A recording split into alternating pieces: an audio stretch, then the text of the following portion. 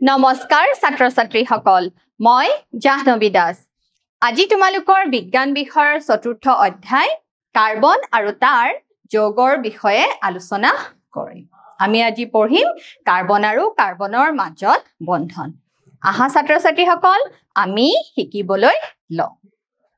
সোৱা ছাত্ৰ ছাত্ৰী সকল আজি আমি পঢ়িম কাৰ্বন কাৰ্বনৰ চিহ্ন কি চি কাৰ্বনৰ চিহ্ন কি কাৰ্বন পৰ্যাবৃত্ত তালিকাৰ পৰমাণু ক্ৰমাংক কিমান কাৰ্বনৰ পৰমাণু ক্ৰমাংক হৈছে 6 কাৰ্বনৰ পৰমাণু ক্ৰমাংক 6 হয়নে নহয় ছাত্ৰ ছাত্ৰী সকল আৰু ইলেক্ট্ৰনীয় বিন্যাস কিমান হ'ব জানানে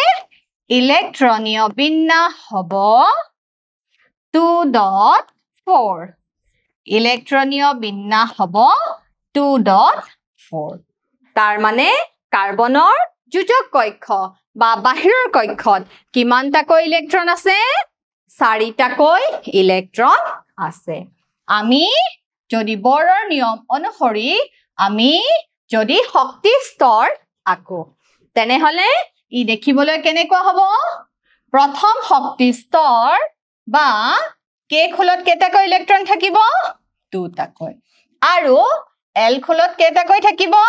4টাকৈ ইলেক্ট্ৰন থাকিব বুজি পাইছা ছাত্ৰ ছাত্ৰী সকল কাৰ্বন পৰমাণু ক্ৰমাংক কিমান 6 আৰু ইলেক্ট্ৰনীয় বিন্যাস কিমান 2.4 কাৰ্বন পৰমাণু ক্ৰমাংক 6 আৰু ইলেক্ট্ৰনীয় বিন্যাস হৈছে 2.4 এতিয়া সোৱা কাৰ্বনৰ সাধাৰণ পৰিচয় সোৱা কাৰ্বন কাৰ্বন সমস্থানিক আমি কেনেদৰে লিখো 6 কাৰ্বন 12 কাৰ্বনৰ প্ৰটনৰ সংখ্যা কিমান 6 কাৰ্বনৰ প্ৰটনৰ সংখ্যা কিমান 6 আৰু নিউট্ৰনৰ সংখ্যা কিমান 6 ইলেক্ট্ৰনৰ সংখ্যাও কিমান 6 আৰু পাৰমাণৱিক সংখ্যা আমি কি দি বুজাও z পাৰমাণৱিক সংখ্যা z হৈছে 6 আৰু ভৰ ক্ৰমাংক কিমান 12 ভৰ ক্ৰমাংক 12 আৰু ইলেক্ট্ৰনীয় বিন্যাস কিমান হ'ব 2.4 আমাৰ প্ৰটন কি হৈছে ধনাত্মক আধানযুক্ত কণিকা প্ৰটন সদায় ধনাত্মক আধানযুক্ত কণিকা পৰমাণু এটাৰ তিনিটা উপপাৰমাণৱিক কণাৰ নাম কি আছিল প্ৰটন ইলেক্ট্ৰন নিউট্ৰন তাৰে প্ৰটন কি হয় ধনাত্মক আধানযুক্ত কণা আৰু ইলেক্ট্ৰন আমি ই দি বুজাও ইলেক্ট্ৰন হৈছে ঋণাত্মক আধানযুক্ত কণা আৰু নিউট্ৰন হৈছে আধান নাই আধান শূন্য বা আধানহীন কণা বুজি পাইছা ছাত্ৰ ছাত্ৰী সকল 6 কাৰ্বন 12 6 টো হৈছে পৰমাণু ক্ৰমাংক আৰু 12 টো হৈছে ভৰ ক্ৰমাংক প্ৰটনৰ সংখ্যা 6 ইলেক্ট্ৰনৰ সংখ্যা 6 নিউট্ৰনৰ সংখ্যা 6 আৰু পাৰমাণৱিক সংখ্যা 6 আৰু ভৰ ক্ৰমাংক কিমান 12 গতিকে ভৰ ক্ৰমাংক মানে কি আছিল মনত পেলোৱা পৰমাণু এটাৰ প্ৰটন আৰু নিউট্ৰনৰ মুঠ যোগফলক আমি কি বুলি কৈছিলো ভৰ ক্ৰমাংক বুলি কৈছিলো আৰু পাৰমাণৱিক সংখ্যা কাক বোলে পৰমাণু এটাৰ প্ৰটনত থকা মুঠ পৰমাণুৰ সংখ্যা কি বুলি কোৱা হয় পাৰমাণৱিক সংখ্যা গতিকে ছাত্ৰ ছাত্ৰী সকল তোমালোকৰ আগত কাৰ্বনৰ এই পৰিচয় দাঙি ধৰা হৈছে তোমালোকে মনত ৰাখিবা কাৰ্বনৰ পাৰমাণৱিক সংখ্যা কিমান 6 কাৰ্বনৰ পাৰমাণৱিক সংখ্যা কিমান 6 কাৰ্বনৰ ইলেক্ট্ৰনীয় বিন্যাস কিমান 2.4 কাৰ্বনৰ ইলেক্ট্ৰনীয় বিন্যাস 2.4 তাৰ মানে কাৰ্বনৰ যোজক কক্ষত কেইটাকৈ ইলেক্ট্ৰন আছে 4টাকৈ ইলেক্ট্ৰন আছে আৰু প্ৰটন ধনাত্মক আধানযুক্ত কণিকা ইলেক্ট্ৰন ঋণাত্মক আধানযুক্ত কণিকা আৰু নিউট্ৰন আধান নাই মানে আধানহীন বা আধান শূন্য আহা ছাত্ৰ ছাত্ৰী সকল আমি চাও কাৰ্বন হৈছে এটা অধাতু কাৰ্বন হৈছে কি এটা অধাতু যাৰ পাৰমাণৱিক সংখ্যা 6 আৰু ৰাসায়নিক চিহ্ন কি হ'ব C দেখিছা তোমালোকৰ শক্তি স্তৰ সহায়ত দেখুৱা হৈছে কাৰ্বন নিউক্লিয়াছ কাৰ্বন নিউক্লিয়াছৰ প্ৰথম শক্তি স্তৰত কেইটাকৈ ইলেক্ট্ৰন আছে দুটাকৈ ইলেক্ট্ৰন আছে তাৰ পিছৰ শক্তি স্তৰ কেইটাকৈ ইলেক্ট্ৰন আছে 1 2 3 4 এয়া হৈছে কাৰ্বন পৰমাণুৰ ইলেক্ট্ৰনীয় বিন্যাসৰ চিত্ৰ এতিয়া চোৱা কাৰ্বনৰ ইলেক্ট্ৰনীয় বিন্যাস 2.4 আৰু যোজ্যতা 4 যোজ্যতা কিমান 4 গতিকে ৰাসায়নিক বিক্ৰিয়াত কাৰ্বনৰ কিমানটা ইলেক্ট্ৰনে অংশগ্ৰহণ কৰিব 4টা ইলেক্ট্ৰনেহে অংশগ্ৰহণ কৰিব তোমালোকক আগৰ ক্লাছতো মই কৈছো বাহিৰৰ কক্ষত থকা ইলেক্ট্ৰন কেইটাহে কি কৰে ৰাসায়নিক বিক্ৰিয়াত অংশগ্ৰহণ কৰে গতিকে কাৰ্বনৰ যেহেতু ইলেক্ট্ৰনীয় বিন্যাস 2.4 গতিকে এই 4টা ইলেক্ট্ৰনেহে ৰাসায়নিক বিক্ৰিয়াত কি কৰিব অংশগ্ৰহণ কৰিব কেইটা ইলেক্ট্ৰনে অংশগ্ৰহণ কৰিব 4টা ইলেক্ট্ৰনেহে অংশগ্ৰহণ কৰিব হেহে ই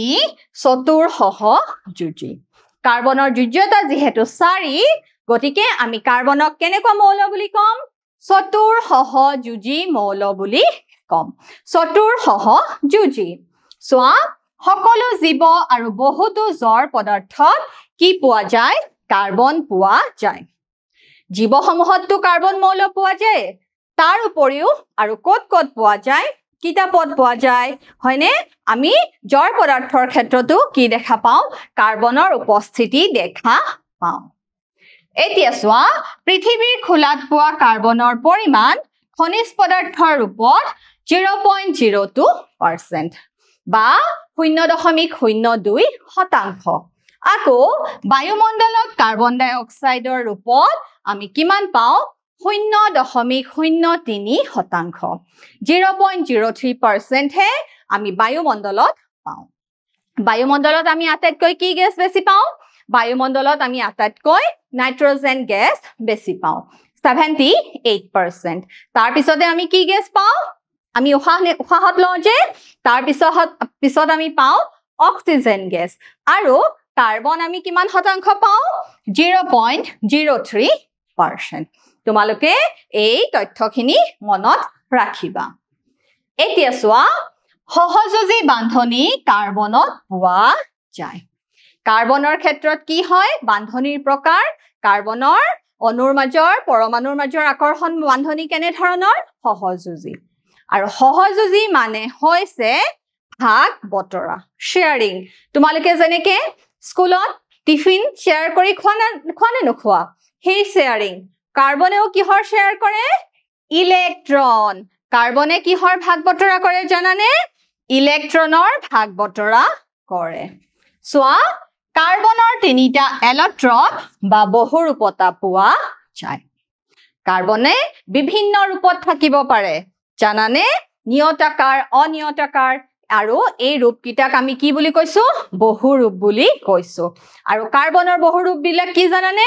পৃথিৱীৰ আটাইতকৈ কঠিনতম পদাৰ্থ পৃথিৱীৰ আটাইতকৈ কঠিনতম পদাৰ্থটো কি পৃথিৱীৰ আটাইতকৈ কঠিনতম পদাৰ্থটো হৈছে হীৰা দেখিছা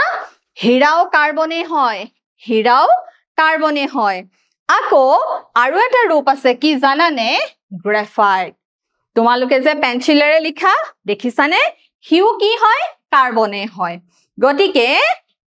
এয়া আমাৰ আগত গ্ৰেফাইট আৰু এটা ৰূপ আছে ৰূপটো দেখি তোমালোকৰ কেনেকৈ লাগিছে বাৰু এটা খেললে মনত পৰিছেনে কি খেল ফুটবল খেল দেখিছানে ফুটবলটোৰ নিচিনা গতিকে তাৰ নাম কি জানানে ফুলেৰিন এই যে দেখিছা ফুটবলৰ দৰে আকৃতি হিউ কি হয় কাৰ্বনে হয় গতিকে আমি কাৰ্বনৰ কি ৰূপ লাভ কৰিছো কাৰ্বনৰ আমি বহু ৰূপ লাভ কৰিছো আৰু কাৰ্বনৰ এই বিভিন্ন গঠনৰ ধৰ্মটোকে কি বুলি কোৱা হয় কাৰ্বনৰ বহুৰূপতা বুলি কোৱা হয় তাৰ মানে কাৰ্বন হীৰাও হ'ব পাৰে গ্ৰাফাইটো হ'ব পাৰে আৰু ফুলেৰিনো হ'ব পাৰে সোৱা তোমালোকৰ আগত খুব ধুনীয়া চিত্ৰ দাঙি ধৰা হৈছে হীৰা ফুলেৰিন আৰু গ্ৰেফাইট এতিয়া চোৱা বহুৰূপতা মানে কি মৌল এটাৰ যিবোৰ বিভিন্ন ৰূপৰ ভৌতিক ধৰ্ম বেলেগ বেলেগ ভৌতিক ধৰ্ম বেলেগ বেলেগ কিন্তু ৰাসায়নিক ধৰ্ম একে সিহঁতৰ কেমিক্যাল প্ৰপাৰ্টি বিলাক একে হয় কিন্তু ফিজিক্যাল প্ৰপাৰ্টি ভৌতিক ধৰ্ম বিলাক বেলেগ বেলেগ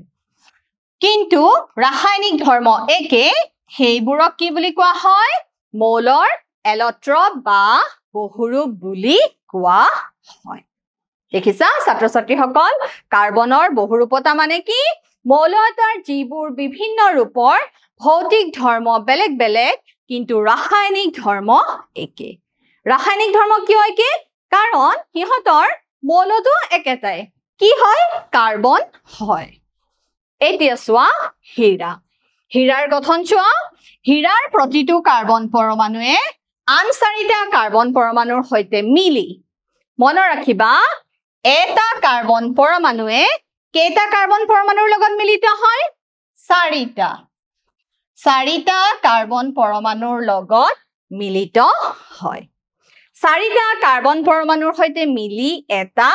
কঠিন ত্ৰিমাত্ৰিক গঠন কৰে মানে আমি এটা 3 ডাইমেনশনাল স্ট্ৰাকচাৰ লাভ কৰো কঠিন আৰু দৃঢ় ত্ৰিমাত্ৰিক গঠন ই হৈছে কঠিন দৃঢ় ত্ৰিমাত্ৰিক গঠন কাৰ গঠন হীৰাৰ গঠন আৰু এটা কাৰ্বন পৰমাণুৱে কেইটা কাৰ্বন পৰমাণুৰ লগত যোগ হয় চাৰিটা হীৰাৰ গঠনত এটা কাৰ্বন পৰমাণুৱে চাৰিটা কাৰ্বন পৰমাণুৰ লগত যোগ হৈ এটা ত্ৰিমাত্ৰিক মানে 3 ডাইমেনশনাল দৃঢ় গঠন তৈয়াৰ কৰে হীৰা হৈছে আটাইতকৈ কঠিন পদাৰ্থ আমি জানো হীৰা হৈছে পৃথিৱীৰ আটাইতকৈ কঠিন পদাৰ্থ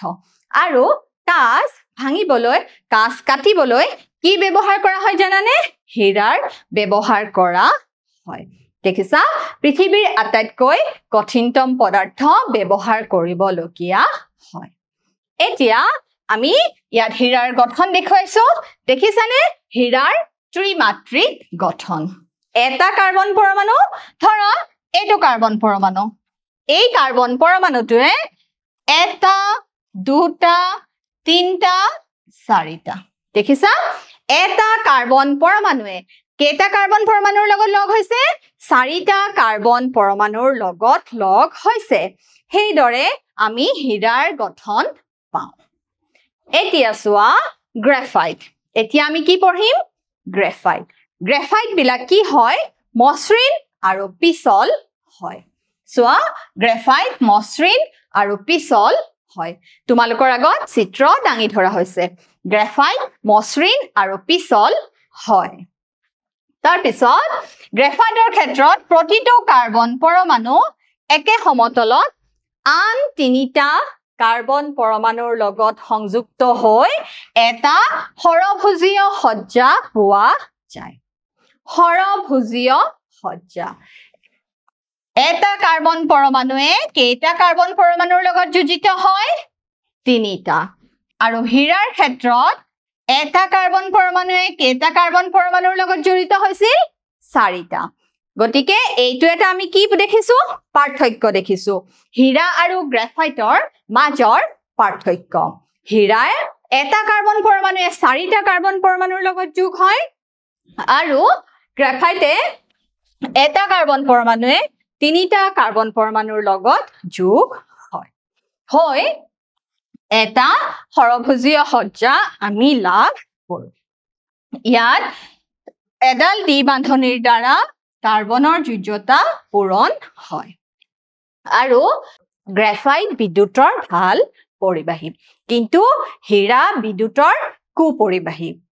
আৰু গ্ৰেফাইট বিদ্যুতৰ সুপৰিবাহী তাৰ মানে হীৰাৰ মাজেৰে বিদ্যুৎ পাৰ হৈ যাব নোৱাৰে কিন্তু গ্ৰেফাইটৰ মাজেৰে বিদ্যুৎ পাৰ হৈ যাব পাৰে এতিয়া চোৱা গ্ৰেফাইটৰ গঠন এটা কাৰ্বন পৰমাণু ধৰি লোৱা এই কাৰ্বন পৰমাণুটো এই কাৰ্বন পৰমাণুটো কেইটা কাৰ্বন পৰমাণুৰ লগত জড়িত হ'ব তিনিটা এটা দুটা তিনিটা দেখিছা ছাত্ৰ ছাত্ৰীসকল এই কাৰ্বন পৰমাণুটোৱে এটা দুটা তিনিটা কাৰ্বন পৰমাণুৰ লগত জড়িত হয় ঠিক একেদৰে আকৌ এটা কাৰ্বন পৰমাণুৱে তিনিটা কাৰ্বন পৰমাণুৰ লগত জড়িত হৈ এটা হৰভুজীয় সজ্জা গঠন কৰে হৰভুজীয় সজ্জা গঠন কৰে দেখিছা ইমান ধুনীয়া গঠন হীৰাৰো ইমান ধুনীয়া গঠন আৰু গ্ৰাফাইটৰো ইমান ধুনীয়া গঠন হীৰাৰ এটা কাৰ্বন পৰমাণুৱে চাৰিটা কাৰ্বন পৰমাণুৰ লগত যুজিত হয় আৰু ত্ৰিমাত্ৰিক গঠন কৰে আৰু গ্ৰাফাইটে কি কৰে এটা কাৰ্বন পৰমাণুৱে তিনিটা কাৰ্বন পৰমাণুৰ লগত জড়িত হয় এটা হৰভুজীয় সজ্জা গঠন কৰে হীৰাৰ এটা কাৰ্বন পৰমাণুৱে চাৰিটা কাৰ্বন পৰমাণুৰ লগত যুজিত হয় কি কৰে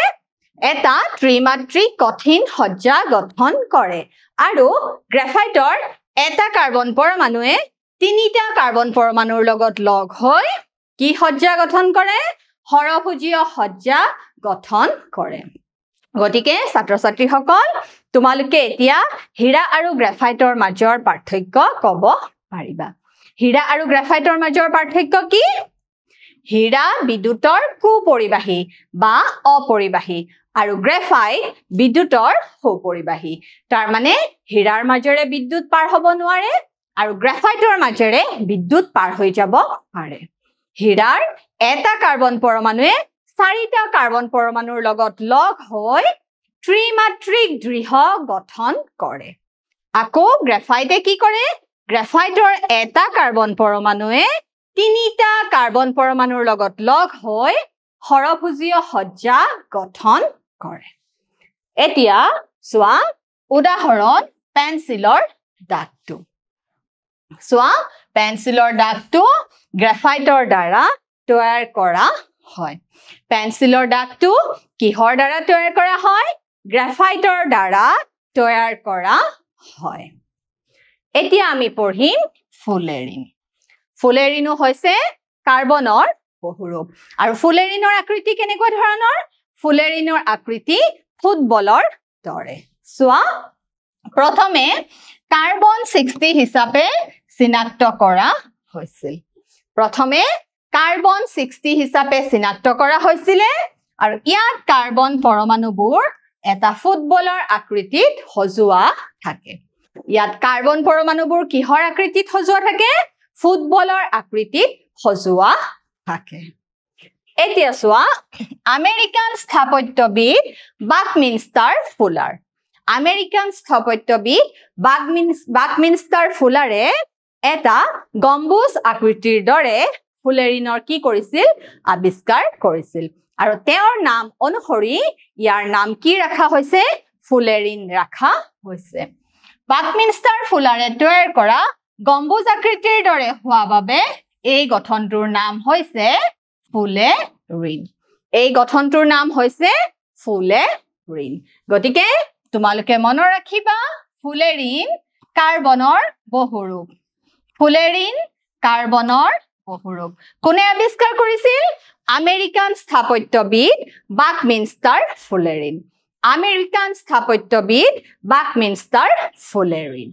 চোৱা তোমালোকৰ আগত ফুলেৰিনৰ চিত্ৰ দাঙি ধৰা হৈছে এতিয়া আমি চাওঁ আহা বন্ধনৰ প্ৰকাৰ বান্ধনীৰ প্ৰকাৰ কেনেকুৱা হ'ব পাৰে আয়নীয় বান্ধনী আয়নীয় বান্ধনী কেনেকুৱা আছিলে মনত পেলোৱা তোমালোকে আয়নীয় বান্ধনী কেনেদৰে গঠন হৈছিলে আৰু আয়নীয় বান্ধনী গঠনৰ ফলত সৃষ্টি হোৱা যৌগক আমি কি বুলি কৈছিলো আয়নীয় যৌগ বুলি কৈছিলো আয়নীয় যৌগৰ উদাহৰণ কি আছিলে সোডিয়াম ক্লৰাইড আৰু পটাছিয়াম ক্লৰাইড আয়নীয় যৌগৰ ক্ষেত্ৰত কি হৈছিলে ধাতুৰ পৰা অধাতুলৈ ইলেক্ট্ৰনৰ কি হৈছিলে স্থানান্তৰ হৈছিলে ধাতুৱে অধাতুক ইলেক্ট্ৰন দি দিছিলে আৰু অধাতুৱে ইলেক্ট্ৰন গ্ৰহণ কৰিছিলে গতিকে ইলেক্ট্ৰনৰ ত্যাগ আৰু ইলেক্ট্ৰনৰ গ্ৰহণ তাৰ ফলত কি সৃষ্টি হৈছিলে আয়নীয় বান্ধনীৰ সৃষ্টি হৈছিলে এতিয়া আমি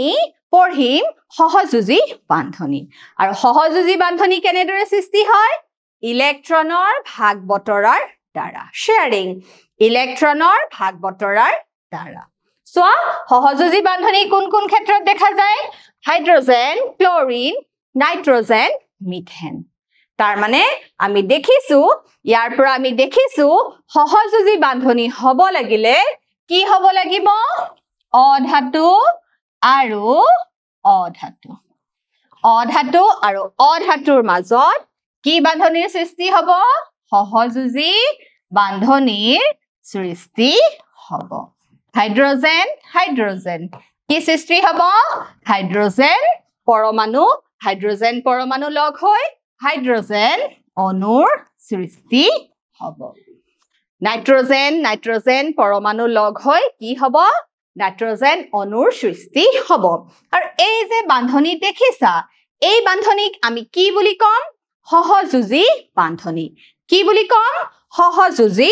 বান্ধনী আমি সহযোজী বান্ধনী এতিয়া কিহৰ ক্ষেত্ৰত দেখা পাম জানানে অধাতু আৰু অধাতুৰ মাজত আমি হাইড্ৰোজেনৰ ধৰা হাইড্ৰোজেনৰ যোজ্যক ইলেক্ট্ৰন যোজ্যতা 1 হাইড্ৰোজেন এটা পৰমাণুৱে ধৰা অন্য এটা পৰমাণুৰ লগত কি কৰিব ইলেক্ট্ৰনৰ ভাগ বতৰা কৰিব সোৱা ইলেক্ট্ৰনৰ ভাগ বতৰা কৰি কি হ'ব এয়া হৈছে ইলেক্ট্ৰনৰ ভাগ বতৰা এই দুটা ইলেক্ট্ৰনৰ মাজত কি হৈছে ভাগ বতৰা হৈছে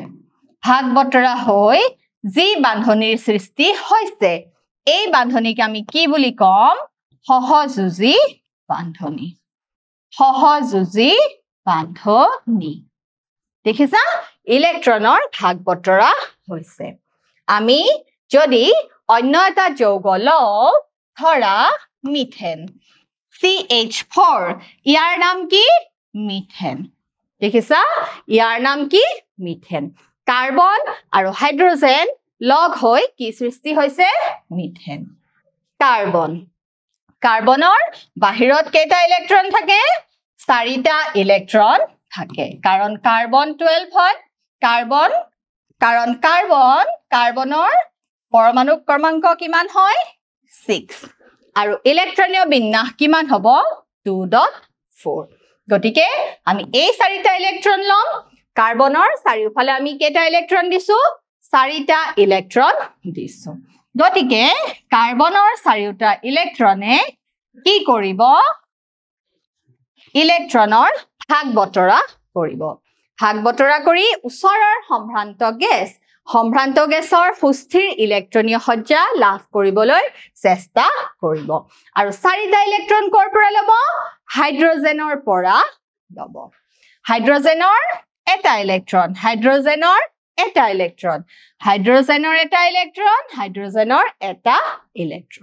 এতিয়া এই দুটা ইলেক্ট্ৰনৰ মাজত কি হ'ব বান্ধনীৰ সৃষ্টি হ'ব বান্ধনী মানে দুটা ইলেক্ট্ৰনৰ মাজৰ আকৰ্ষণ বল দুটা ইলেক্ট্ৰনৰ মাজৰ আকৰ্ষণ বলকে আমি কি বুলি কম ৰাসায়নিক বান্ধনী বুলি কম দেখিছানে এই দুটা ইলেক্ট্ৰনৰ মাজত কি সৃষ্টি হ'ব বান্ধনীৰ সৃষ্টি হ'ব এই দুটা ইলেক্ট্ৰনৰ মাজত কি সৃষ্টি হ'ব বান্ধনীৰ সৃষ্টি হ'ব এই দুটা ইলেক্ট্ৰনৰ মাজত কি সৃষ্টি হ'ব বান্ধনীৰ সৃষ্টি হ'ব আৰু এই দুটা ইলেক্ট্ৰনৰ মাজৰ আকৰ্ষণ বলকে আমি কি বুলি কৈছো বান্ধনী মানে ৰাসায়নিক বান্ধনী বুলি কৈছো গতিকে ইয়াৰ পৰা আমি কেনেকুৱা গঠন লাভ কৰিম জানানে কাৰ্বন হাইড্ৰোজেন ইয়াৰ পৰা আমি এটা চতুৰ্ফলক গঠন লাভ কৰিম মানে টেট্ৰাহেড্ৰেল ষ্ট্ৰাকচাৰ আমি এটা চতুৰ্ফলক গঠন লাভ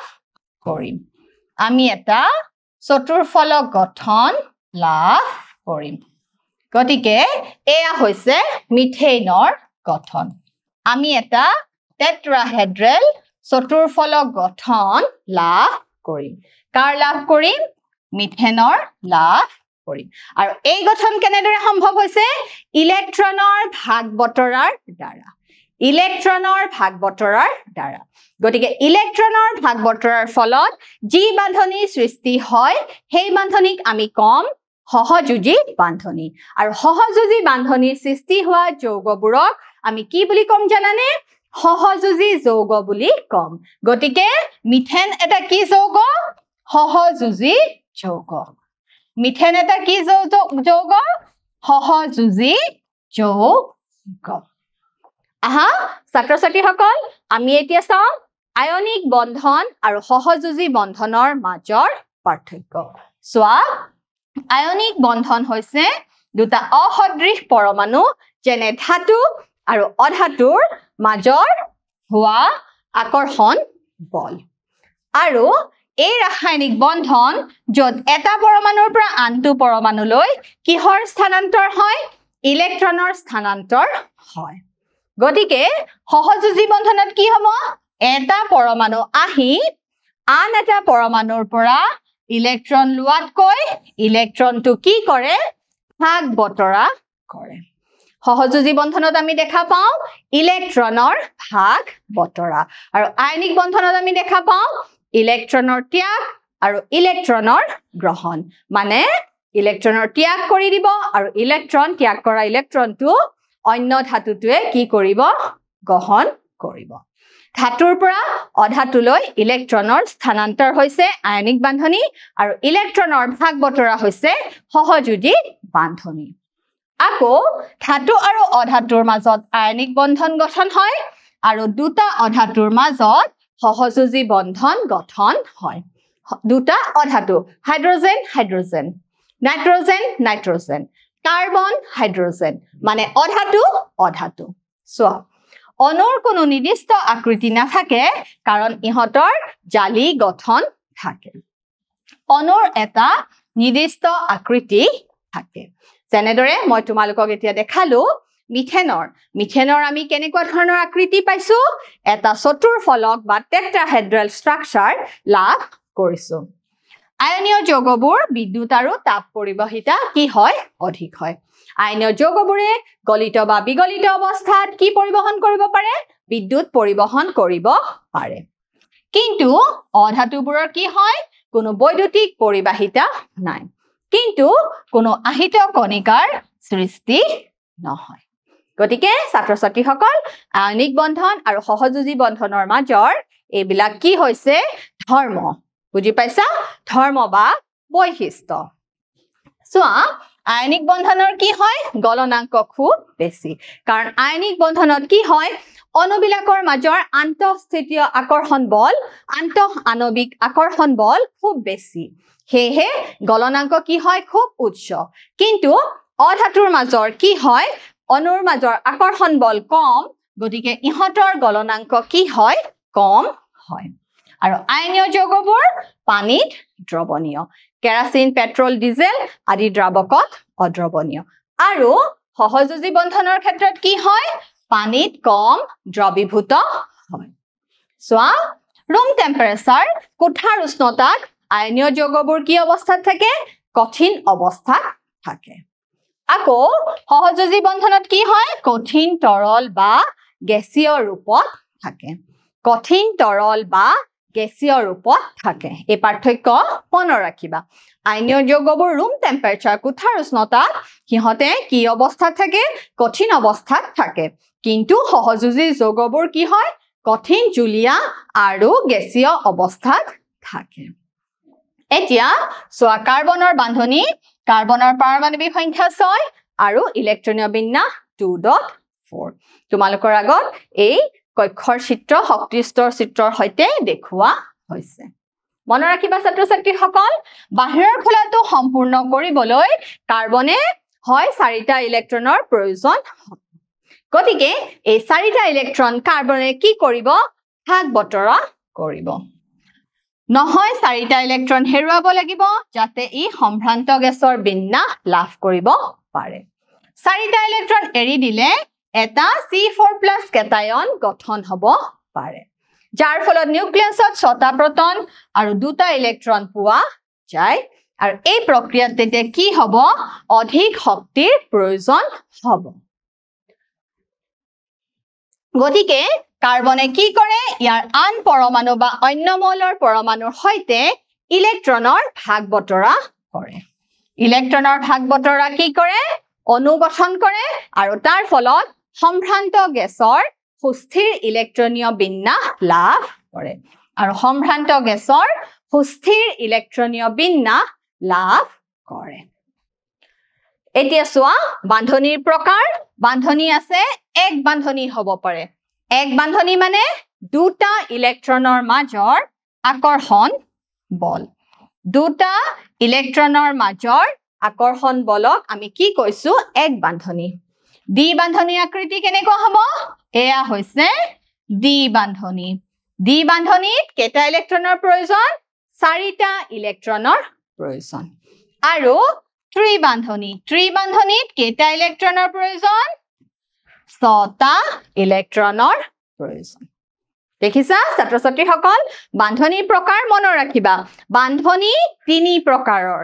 এক বান্ধনী দ্বি বান্ধনী আৰু ত্ৰিবান্ধনী এক বান্ধনী দ্বি বান্ধনী আৰু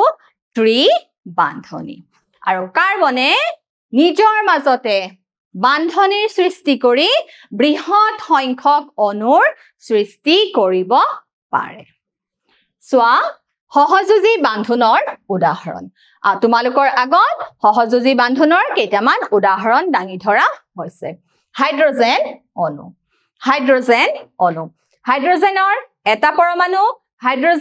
এটা পৰমাণু লগ লাগি কি হৈছে হাইড্ৰজেন অণু গঠন হৈছে একেদৰে অক্সিজেনৰ কেইটা থাকে ছটা আকৌ এটা অক্সিজেন পৰমাণুৰ বাহিৰৰ কক্ষত ইলেক্ট্ৰন থাকে ছটা লগ লাগি কি সৃষ্টি হৈছে দ্বি বান্ধনীৰ সৃষ্টি হৈছে চোৱা তোমালোকে অক্সিজেনৰ কিমান 2.6 অক্সিজেনৰ 8 পৰমাণু ক্ৰমাংক কিমান 8 গতিকে তাৰ ইলেক্ট্ৰনীয় বিন্যাস হ'ব 2.6 ইলেক্ট্ৰনীয় বিন্যাস কিমান 2.6 গতিকে অক্সিজেনৰ ৰাসায়নিক বিক্ৰিয়াত কেইটা ইলেক্ট্ৰনে অংশগ্ৰহণ কৰিব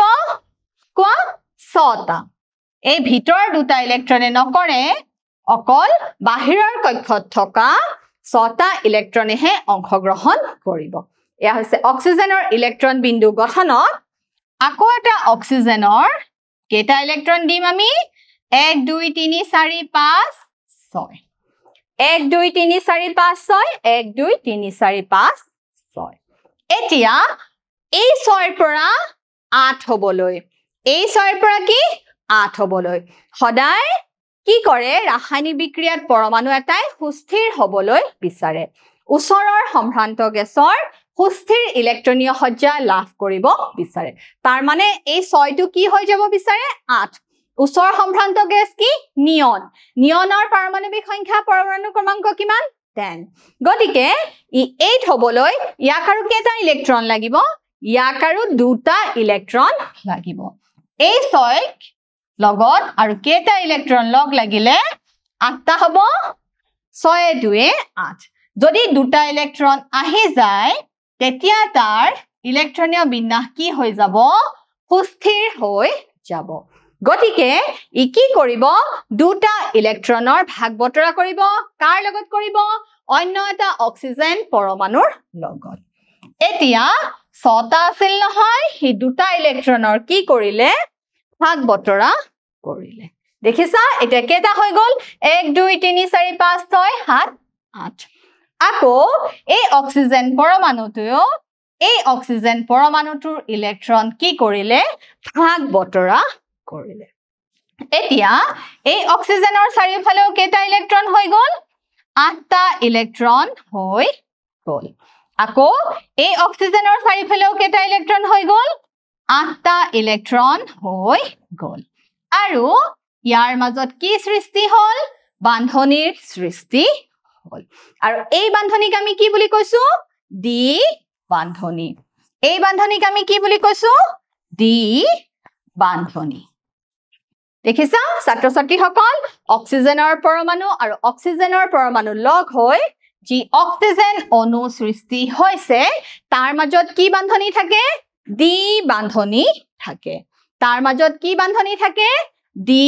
বান্ধনী থাকে এতিয়া আমি দ্বি বান্ধনী কেনেদৰে গঠন হয় দেখা পালো সোৱা নাইট্ৰজেন অণু নাইট্ৰজেন আৰু নাইট্ৰজেনৰ মাজত নাইট্ৰজেন পৰমাণু আৰু নাইট্ৰজেন পৰমাণুৰ মাজত কি বান্ধনী গঠন হয় জানানে ত্ৰি বান্ধনীৰ গঠন হয় ত্ৰি বান্ধনীৰ গঠন হয় আৰু কেনেদৰে ত্ৰি বান্ধনীৰ গঠন হয় সোৱা নাইট্ৰজেন 7 গতিকে ইলেক্ট্ৰনীয় বিন্যাস হ'ব 2.5 সোৱা ইয়াৰ 8 হ'ব লাগিলে ইয়াক আৰু কেটা ইলেক্ট্ৰন লাগে 3টা ইলেক্ট্ৰনৰ প্ৰয়োজন নাইট্ৰজেনৰ কেটা ইলেক্ট্ৰনে ৰাসায়নিক বিক্ৰিয়াত অংশগ্ৰহণ কৰিব 5টা কাৰণ এই 5টা বাহিৰৰ কক্ষত থকা ইলেক্ট্ৰন আকৌ এটা নাইট্ৰজেন পৰমাণুৰ কেটা থাকিব 5টা তাৰ পিছত এই 5টা ইলেক্ট্ৰনে কি কৰিব এই নাইট্ৰজেন পৰমাণুৰ পৰা 3টা লৈ লব আকৌ এই নাইট্ৰজেন পৰমাণুৰ 5টা আছিল ই আকৌ এই নাইট্ৰজেনৰ পৰা লৈ লব লৈ এই নাইট্ৰজেনৰ ফালে কেটা হৈ যাব 8টা হৈ যাব 1 2 3 4 5 6 7 8 1 2 3 4 5 6 7 8 এতিয়া এই ত্ৰিবান্ধনীৰ গঠন হ'ব গতিকে নাইট্ৰজেন আৰু নাইট্ৰজেনৰ মাজত কি বান্ধনীৰ সৃষ্টি থাকে নাইট্ৰজেন অণুৰ নাইট্ৰজেন পৰমাণুৰ মাজত ত্ৰিবান্ধনী থাকে এতিয়া সোৱা মিথেন মিথেন কাৰ্বনৰ যৌগ আৰু হাইড্ৰজেনৰ যোজ্যতা 1 কাৰ্বনৰ যোজ্যতা 4 কাৰণ ইয়াত 4টা যোজক ইলেক্ট্ৰন থাকে আৰু ইয়াৰ গঠন চতুৰ্ফলক কাৰ্বনৰ গঠন কি চতুৰ্ফলক সোৱা মিথেনৰ ইলেক্ট্ৰন বিন্দু গঠন কাৰ্বন 8 8 8 হাইড্ৰজেনৰ এটা দি দিয়া কাৰ্বনৰ কেটা থাকিব 4টা কাৰণ কাৰ্বন 6 মানে 2.4 তাক আৰু কেটা ইলেক্ট্ৰন লাগিব 4টা ইলেক্ট্ৰন গতিকে ইলেক্ট্ৰনৰ হি কি কৰিব ভাগ বতৰা কৰিব ইলেক্ট্ৰন ভাগ বতৰা কৰি কি সৃষ্টি হৈছে এই চতুৰ্ফলক সৃষ্টি হৈছে এতিয়া আমি বহুত পঢ়িলো এটা মোক পৰীক্ষা দিয়া তোমালোকে সোৱা মিথেনৰ গঠন হল মিথেনৰ গঠন কি টেট্ৰাহেড্ৰেল বা চতুৰ্ফলক মোৰ দ্বিতীয় প্ৰশ্ন কাৰ্বনৰ আটাইতকৈ বাহিৰৰ খোলাটোত ইলেক্ট্ৰনৰ সংখ্যা হল ইলেক্ট্ৰনৰ সংখ্যা কিমান 4 কাৰণ 6 2.4 আকৌ মোৰ তৃতীয় প্ৰশ্ন অধাতু আৰু অধাতুৰ মাজত কি বন্ধন গঠন হয় সহযোজী বন্ধন গঠন হয় ই সঁচা নে মিছা শুদ্ধ নে অশুদ্ধ ই হৈছে শুদ্ধ গতিকে ছাত্ৰ ছাত্ৰীসকল আজি আমি পঢ়িলো বান্ধনীৰ বিষয়ে আৰু কাৰ্বন পৰমাণুৰ বিষয়ে বান্ধনী তিনি প্ৰকাৰ এক বান্ধনী দ্বি বান্ধনী আৰু ত্ৰি বান্ধনী গতিকে ছাত্ৰ ছাত্ৰীসকল আশা কৰো বুজিবলৈ সক্ষম হৈছা আজিলৈ আহো ধন্যবাদ